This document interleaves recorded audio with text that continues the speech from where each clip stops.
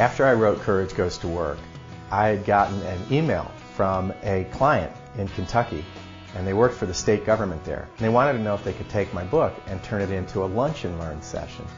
And I thought, well, yeah, that sounds good to me. And they did so, and they created some PowerPoint slides and such. And I was really impressed. It showed me that the book must have resonated on some level with someone.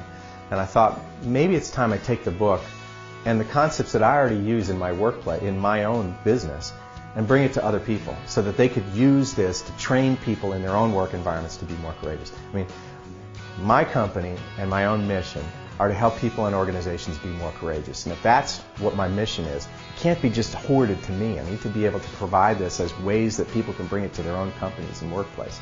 So I converted the book, Courage Goes to Work, into this comprehensive facilitator material that anybody can now take the concepts that I regularly do in my workshops and bring it to their own work environment. I know what it's like to be tethered to a computer like it's a respirator. I know what it's like to sell out little portions of your soul each day in a work environment that has a lot of fear and anxiety. And people are in a tremendous amount of fear and anxiety right now, partly due to the economic climate, partly due to the times that we live in. But fear and anxiety are not what make businesses successful. It's confidence, courage, and conviction that make people and businesses successful. So the benefit is that instead of seeking safety, people will move out of their own comfort zone, frankly into a zone of discomfort, in a way that causes them to be more innovative, to show more initiative, to step into leadership roles, and ultimately transform the organization so that it's seeking opportunity instead of seeking safety.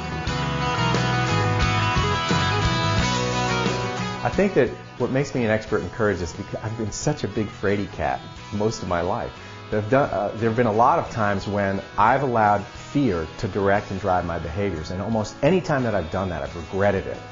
But there have also been times when I've walked through my fear, typically with a coach or a mentor or other people who have gotten to that other side that I haven't gotten to, and it was transformative for me personally. So I made my own personal mission in life to help people and organizations be more courageous, because it's when I overcame my fears or fully faced them that it was a redeeming experience for me. I found myself in the process.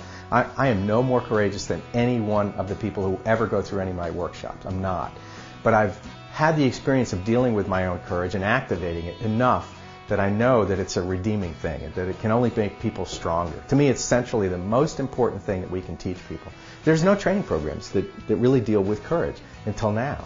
And yet we've got training programs on communication skills and business writing skills and Six Sigma and all sorts of training programs. In fact, my company does a lot of those training programs.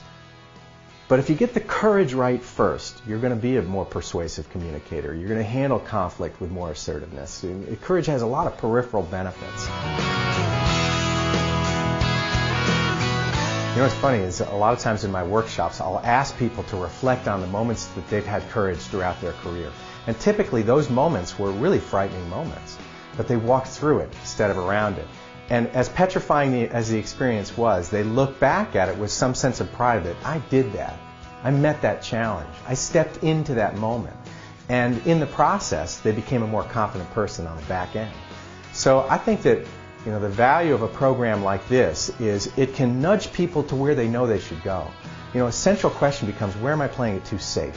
Most people know the answer to that question. And a lot of times we hide from that question. This program is about having you become more personally accountable to saying, all right, I know I'm playing it too safe here, but you know what? It's not serving me. It's not serving the organization. It's not serving my career. What do I need to do to move out of this zone of safety that I'm becoming too protected in? Because, man, you can become very complacent in your life, and you may be the only one who knows that. There is this idea of an emotional contagion.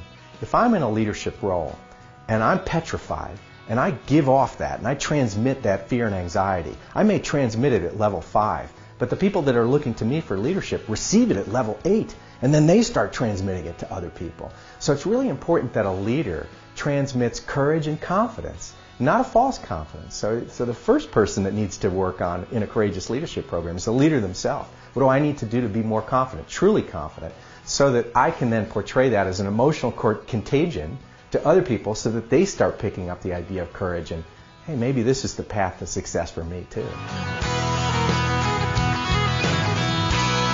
So in buying the Courageous Leadership Program, I guess what I really want people to recognize is two things. One is that people are already courageous, that they have to look back at their career, and there's plenty of times when they did something hard and challenging, but they walked through that moment anyway, and they're probably proud of that moment. But it's to refresh that and recollect that they already are courageous. The second thing is to magnify the importance of courage when people are facing situations of challenge in the future, so that they recognize that courage is the first value. The first question that should come to mind when facing a tough situation isn't what can my boss do for me, or boy, I hope this thing would go away. But the first question should be, what's the next right courageous thing to do? Because if you get courage first and you get it right first, it has a lot of peripheral benefits.